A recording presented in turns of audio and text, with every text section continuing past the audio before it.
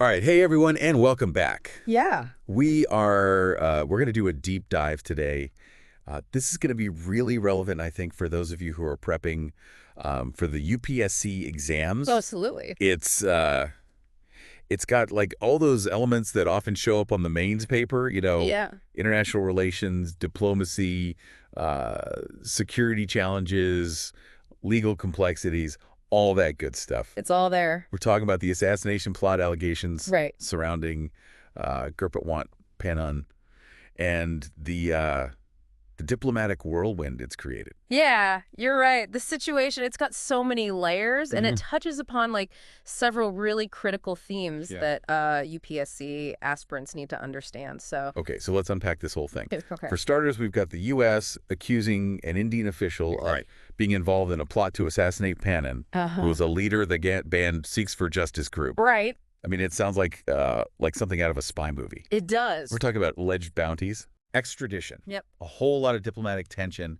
between India, the U.S., and Canada. And to really grasp the significance of all of this, I think it's important to understand the historical context of the Khalistan movement. Oh, for sure. You know, this movement, it advocates for an independent Sikh state, and it's been a sensitive issue in India for decades. Oh, absolutely. And it's had a huge impact on India's domestic politics and its relationship with countries like Canada. Right, right. And this case, it's definitely brought those historical tensions Absolutely. back into the spotlight. Front and center.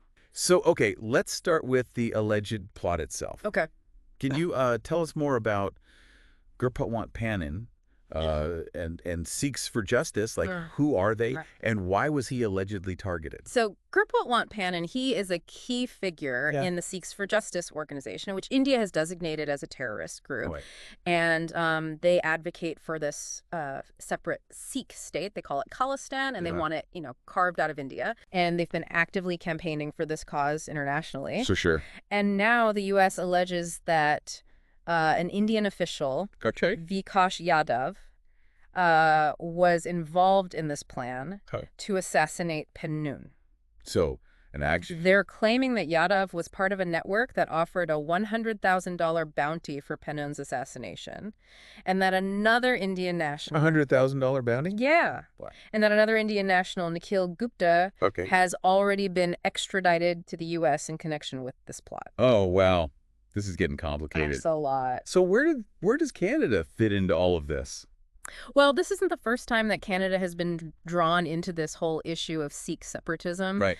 Relations between India and Canada have been strained for a while now, especially after the Canadian Prime Minister, Justin Trudeau, made those accusations against India regarding the death of another Khalistan separatist, Hardeep Singh Nijjar. I remember that. So this new case involving Pannun just adds another layer of complexity. It really does. To an already really sensitive diplomatic situation. Yeah, it sounds like India's caught in like a geopolitical tug of war. Kind of. They have strong ties with the U.S., which is now making these very serious accusations. Right. And then on the other hand, they're dealing with this diplomatic fallout with Canada. Yeah. And it must be really difficult to navigate these competing pressures. Yeah. So how has India responded to these allegations? Well, India's response has been really interesting. Right. They've taken this this kind of multi-pronged approach, trying to balance their relationships with both the U.S. and Canada while also asserting their sovereignty. Right. Unlike their reaction to Canada's accusations, which they just vehemently denied, Right. India has adopted this much more measured and strategic approach towards the U.S. allegations. Interesting. So what have they actually done? Well, one of their first moves was to set up this high-level committee to investigate the allegations thoroughly, which, signals their commitment to due process and transparency. That's a smart move, especially with, the global spotlight on this case. It shows that they're taking it seriously. They are, And they're willing to address concerns about accountability. Right, and they also propose some systemic reforms Okay. aimed at preventing similar incidents from happening again. Okay. Which demonstrates this like proactive approach to addressing those international concerns. Yeah. And it shows that they're not just, you know, brushing the allegations aside. No. They're trying to address it. head it off. Yeah. This That's a pass. This is exactly the kind of strategic thinking I think so. that UPSC examiners, they love to see. I think so. It shows a deep understanding of international relations and India's role Absolutely. on the global stage. Mm-hmm.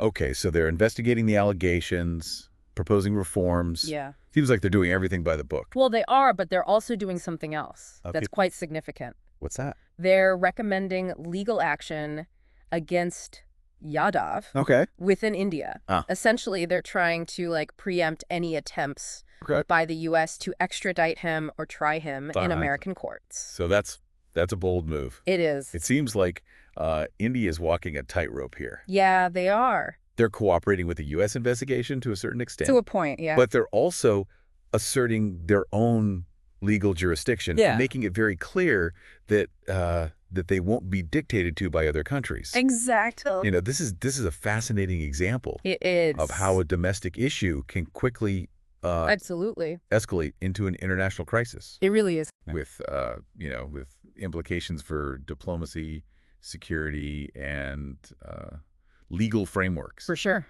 It's a lot to take in. It is, yeah. But we'll break it all down for you piece by piece. Yeah, and in the next part of our deep dive, we'll look more closely at the broader implications of this case for India's foreign policy and domestic security. All right. So stay tuned for that. Yeah, we'll be right back.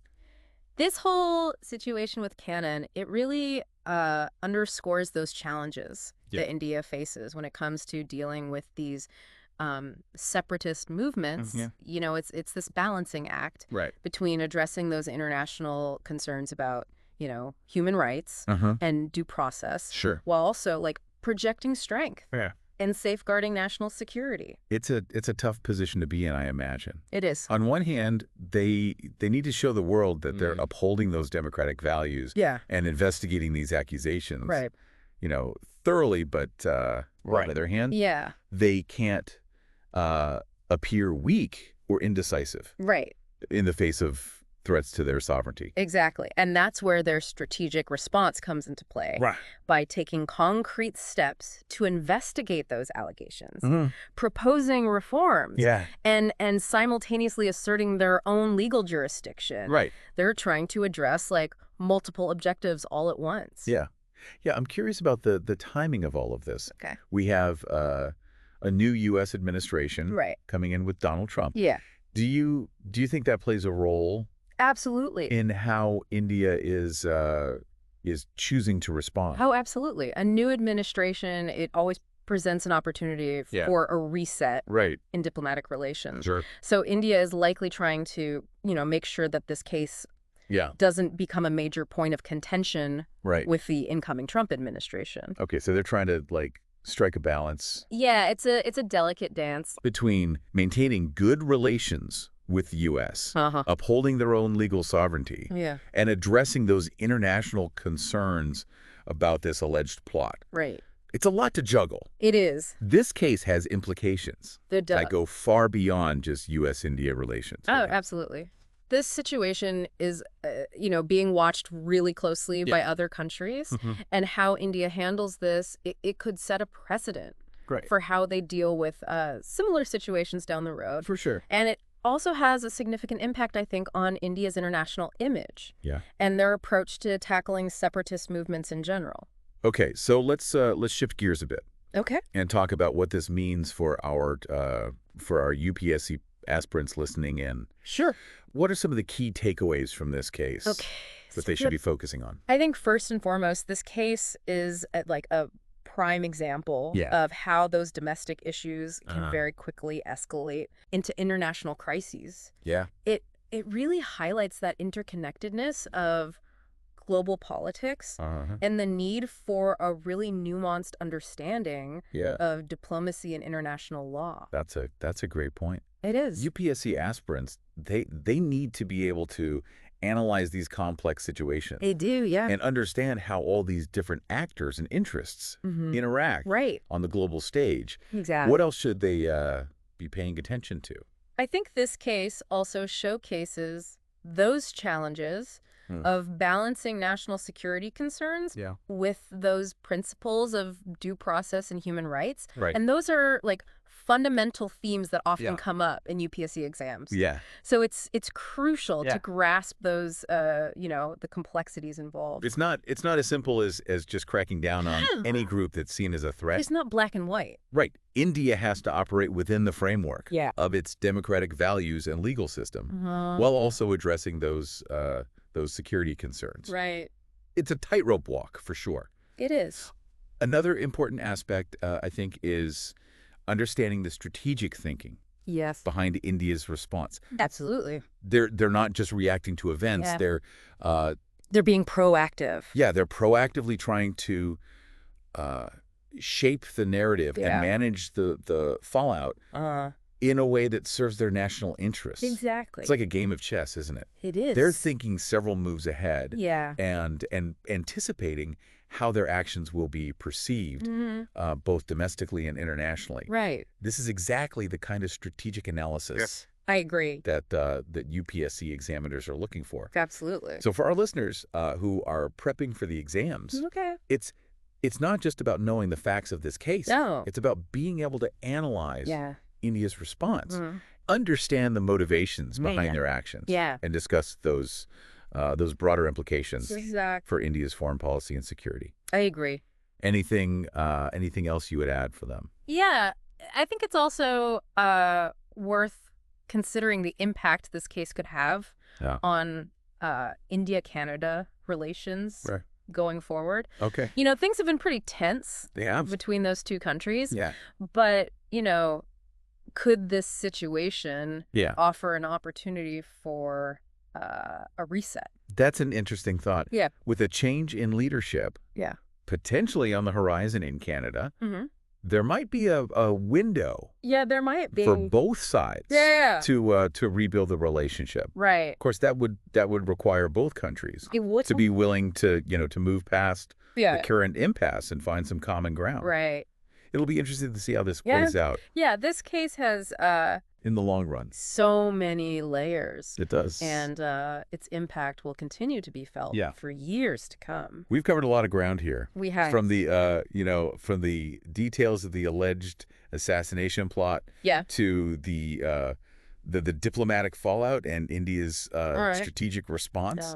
But there's one more crucial element I think we need to address. Okay.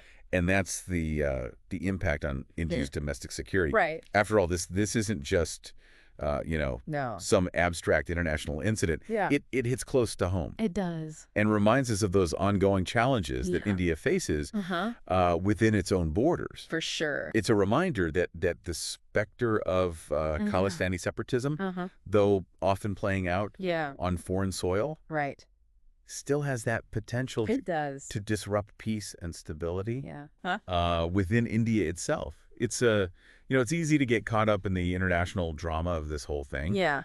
But we can't forget about the potential repercussions within India itself. Yeah, absolutely. This whole situation. It brings back memories of a pretty turbulent period in India's history. It does. And it raises questions about how it might influence India's approach to internal security going forward.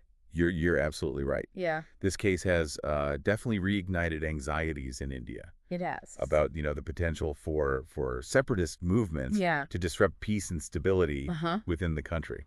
And it's a stark reminder that these movements often have international connections and they can operate across borders, which makes them even more challenging to, to address. To address, exactly. It's almost like a double-edged sword, isn't it?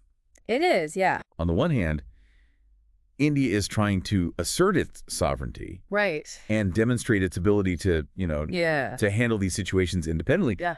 But then on the other hand, this case, it highlights the fact that they're also dealing with external forces and influences that complicate the issue. Exactly. And that complexity is something that Indian security agencies are very acutely aware of. Right. they now have to contend not just with, domestic elements, but also with that possibility of foreign actors supporting or even instigating these movements. It's a whole other... It is adds a whole new dimension, really, to their security strategy. So how do you think this case will shape India's approach? It's a question. To internal security. Will we see a more proactive stance, perhaps a crackdown on groups with suspected separatist ties? I think it's likely we'll see a combination of approaches. Okay. There's definitely a clear need for, increased vigilance and intelligence gathering to identify and disrupt potential threats before they materialize. Right. And we might see a greater emphasis on monitoring activities, both online and offline, and perhaps even stricter surveillance measures. But at the same time, India has to be really careful not to overreact and alienate entire communities. They need to find that balance between those security measures and respecting individual rights. It's that delicate balance. It is. That's so crucial, isn't it? Yeah, it is. You can't just sacrifice civil liberties in the name of security. No, it's a complex challenge that democracies around the world are dealing with. Absolutely. Striking that balance is key. Yeah. And it's something I think UPSC aspirants should pay close attention to. They should. This situation is a perfect example. It is. Of the complex challenges of governance in a diverse and democratic society like India. It is. It requires a nuanced understanding. It does. Of history, politics, security, and human rights. For sure. Okay, so for our listeners out there prepping for those UPSC exams, let's zoom in on the key takeaways from this deep dive. Okay. What are the essential points that they should focus on? First and foremost, I'd say it's crucial to understand that historical context of the Khalistani movement and its impact on India's domestic politics. Yeah. This case is just the latest chapter. It is. In a long and complex saga. For sure. Knowing the history helps to understand the present. And as we've discussed, this case isn't just about the past. No, it's not. It also raises important questions. Yeah. About the